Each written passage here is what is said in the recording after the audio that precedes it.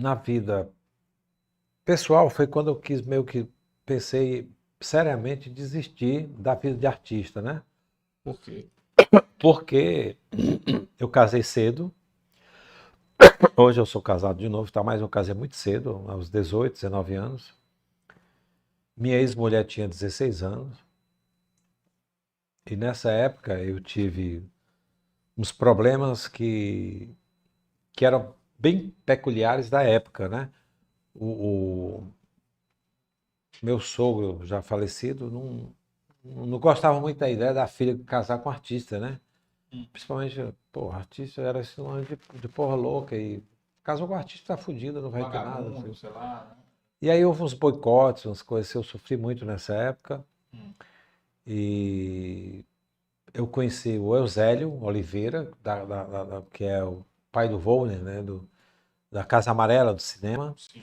E ele foi na minha casa e ele trabalhava com esse meu sogro na época. E foi ele que conseguiu, digamos assim, fazer com que o meu sogro, as pessoas, me vissem com outro olhar e eu devo muito a ele. Mas foi uma época muito difícil que eu quis desistir. Mas eu tive a sorte também, né? Eu sempre tive muita sorte. Então, como eu vim de Sobral muito novo, e eu tive outros amigos de Sobral que são ligados à política, que eram o Ciro, o Cid, o Lúcio, os meninos vieram também. E aí esses amigos, simultaneamente, nós viemos praticamente juntos e moramos bem próximos, assim, no mesmo condomínio, ali perto da, da, da, da rodoviária, Uhum. todos no Lisos, todos jovens. Então os meninos foram se destacando, aquela coisa de política, aquela coisa, o Uhum. Ciro foi descoberto, assim, né? Descoberto pelo Tasso, aquela coisa e tal, e eu estava no começo da carreira, então aquelas pessoas foram essenciais para mim e foram muito importantes, né? Eu devo muito esse carinho, essa amizade a eles. Então isso foi uma coisa assim fundamental para minha carreira, porque essa sessão de destaque deles foi simultaneamente com a minha. Então isso foi muito, muito, muito bonito.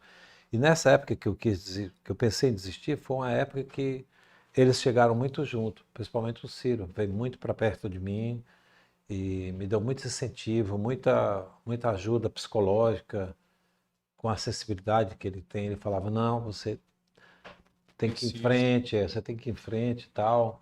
A vida é assim, não sei o que e tal, sabe? Isso é muito bacana. E logo depois vieram outros amigos, outros empresários que me deram essa força nesse sentido de eu não desistir. Porque até então a gente tinha. Eu, particularmente, tive um sofrimento muito grande no começo da carreira, porque é até delicado falar sobre esse assunto, eu vou ver se eu consigo falar de uma forma bem elegante, mas eu tive, digamos assim, alguns galeristas, alguns agentes artísticos que queriam confundir as coisas e tal. Eu era um artista bastante jovem, atraente, cheio de energia, vigoroso e criativo. Então, o mundo, o universo das artes plásticas, é bem comum você ver pessoas, de certa forma, muito ligado a estéticas, a atrações, a poder, né? Também essa coisa são pessoas que são determinantes, assim, você tem futuro, você não tem, você tem talento, você não tem.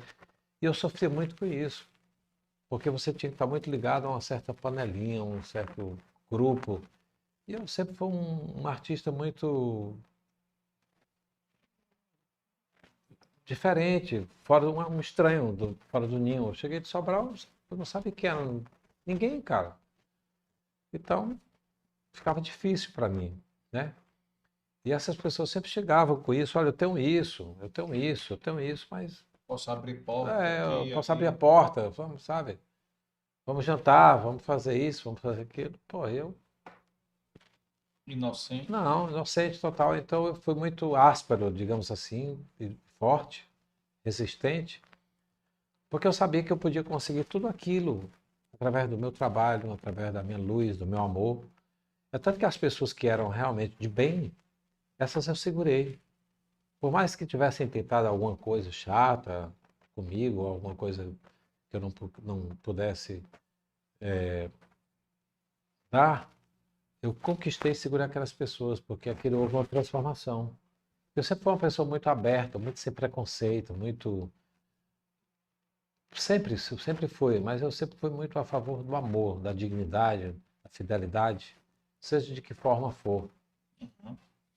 Então eu consegui furar, digamos assim, esse esquema. Teve um jornalista, que eu lembro bem desse detalhe, chamado Marciano Lopes. Vocês são de uma outra geração, vocês não lembram. Esse era um cara importante, que tinha, não importante assim, tanto como o Lúcio Brasileiro e tal, mas ele tinha uma coluna, umas crônicas, umas coisas, que quando ele colocava, sempre que ele colocava no Jornal Povo, aquilo dava uma puta de um ibope, né?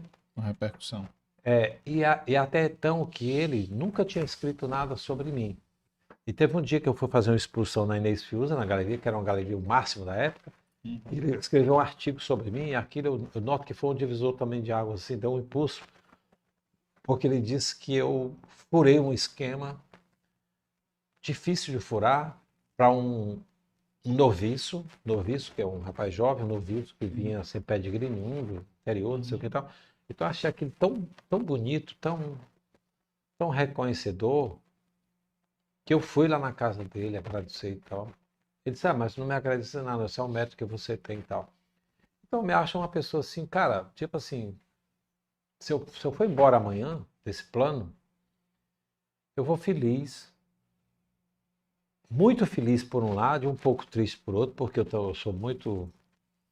um cara também cheio de defeitos e fiz mil coisas assim, que eu realmente me arrependo, porque as pessoas têm, não me arrependo de nada, eu me arrependo mesmo de muitas coisas, entende? E sofro com elas e vou levar elas até o final da minha vida, como coisas importantes, que por mais que a terapia mundial diga, não, passou, mas o passado ele é muito importante para mim. Eu não vivo sem o meu passado, eu não consigo ter futuro sem o meu passado.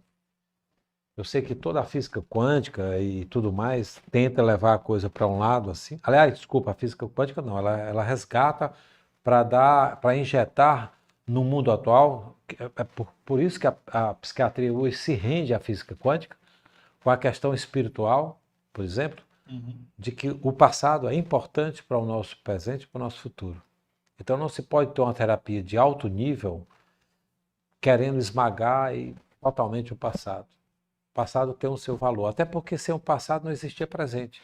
Claro, você foi construído Então eu carrego comigo isso, sim, como ensinamento. Por exemplo, parece uma coisa meio masoquista, mas existem certos tipos de sofrimentos que eu não quero absolutamente que saiam de mim. Eu sei que parece louco, mas eu não quero que saiam de mim.